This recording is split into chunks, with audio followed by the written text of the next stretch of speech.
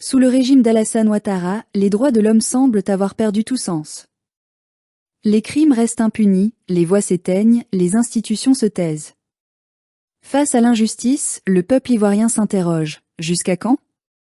Et si le silence de la justice finissait par réveiller la colère d'un peuple blessé? Il y a des moments où les mots deviennent lourds à prononcer, tant la douleur qu'ils portent est profonde. Depuis des années, nous vivons en Côte d'Ivoire comme dans une grande prison à ciel ouvert, où la peur est devenue la loi et le silence une stratégie de survie. Nous avons vu notre pays s'enfoncer dans l'injustice la plus totale, sous le regard froid de ceux qui prétendent défendre les droits de l'homme. Et à chaque nouvelle tragédie, à chaque nouvelle arrestation arbitraire, à chaque vie brisée, nous nous posons la même question: où est la justice? Depuis l'arrivée d'Alassane Ouattara au pouvoir, la vie humaine n'a plus la même valeur. Le droit de l'homme n'existe plus, ou alors il existe à géométrie variable, réservé à ceux qui servent le régime, refusé à ceux qui s'y opposent. Les prisons sont pleines de militants, de journalistes, de simples citoyens qui ont eu le malheur de parler, d'écrire, de rêver d'un autre avenir.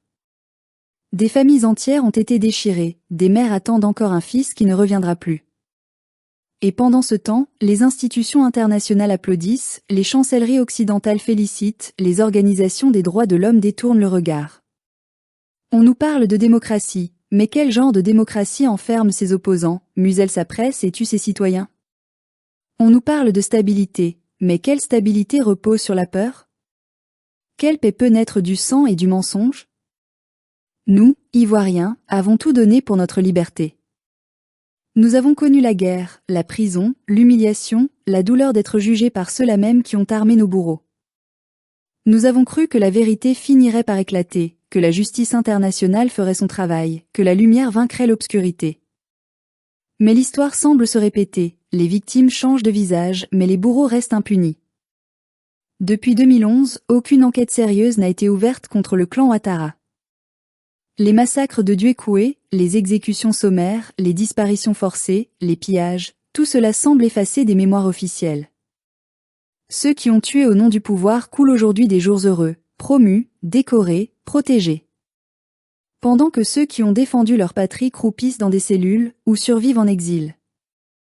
Et que font les grandes organisations qui se disent gardiennes des droits humains? Où est Human Rights Watch? Où est Amnesty International? Où est l'ONU, si prompte à condamner certains et si silencieuse devant d'autres? Pourquoi ces institutions si puissantes face aux faibles deviennent-elles muettes face aux puissants? Pourquoi la douleur africaine ne vaut-elle jamais la même attention que celle d'ailleurs? Chaque fois que nous demandons justice, on nous répond par des mots creux: réconciliation, dialogue, stabilité. Mais comment peut-il y avoir réconciliation sans vérité? Comment peut-il y avoir paix sans justice? Ce que nous voyons en Côte d'Ivoire aujourd'hui, c'est la victoire de la peur sur la loi, du mensonge sur la vérité, de la force sur le droit. Et pourtant, nous continuons d'espérer. Parce que nous savons que l'histoire ne ment jamais.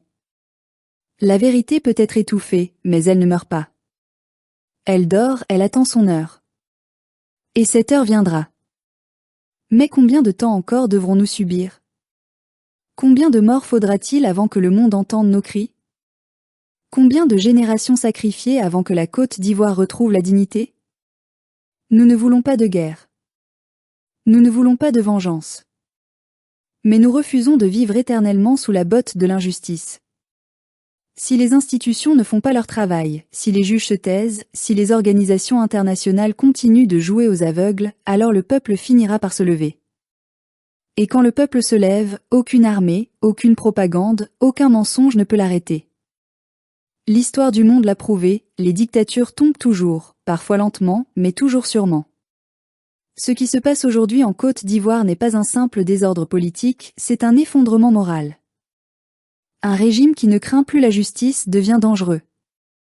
Et un peuple qui n'a plus confiance en ses institutions devient imprévisible. Si les puissants continuent de croire qu'ils peuvent tout acheter, tout falsifier, tout effacer, ils se trompent. Car il arrive toujours un jour où le silence du peuple devient un cri. Et ce cri-là, personne ne pourra l'étouffer. Nous ne voulons pas de chaos, mais nous savons que l'injustice permanente conduit au chaos. Nous ne voulons pas la guerre, mais nous savons que la paix sans justice est une illusion. Nous ne voulons pas détruire notre pays, mais nous savons qu'il faut parfois tout reconstruire pour redevenir libre. Alors, nous disons à la communauté internationale, assez de complicité silencieuse. Assez de deux poids deux mesures.